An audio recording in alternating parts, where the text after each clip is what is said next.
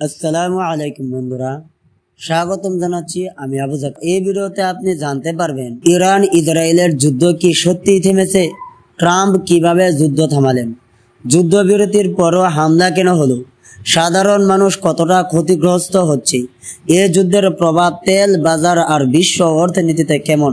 চলুন শুরু থেকে একে একে সব জানি। যুদ্ধ থেমেছে কিন্তু সত্যি না। সাবেক মার্কিন প্রেসিডেন্ট ডোনাল্ড ট্রাম্প ঘোষণা দিয়েছেন ইরান ও ইসরায়েল যুদ্ধবিরতিতে পৌঁছেছে, কিন্তু সমস্যা হলো এই যুদ্ধবিরতির মধ্যেই আবার শুরু হয়েছে ক্ষেপণাস্ত্র হামলা, ইরানের পাল্টা আঘাত।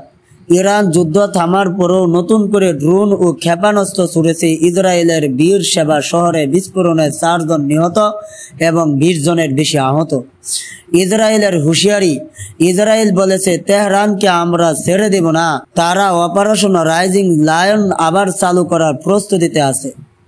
সাধারণ মানুষের কান্না, এই যুদ্ধের সবচেয়ে বড় শিকার হলো সাধারণ মানুষ। হাসপাতাল ভেঙে পড়ছে, ঘর বাড়ি ধ্বংস, শিশু বৃদ্ধ অসুস্থ কেউই নিরাপদ না।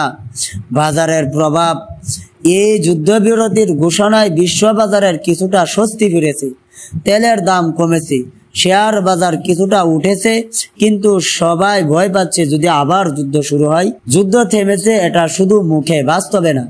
ইরান ইসরায়েল একে অপরকে হুমকি দিয়ে যাচ্ছে, সামনে যে পরিস্থিতি আরো ভয়াবহ হবে এটা সময়ের অপেক্ষা।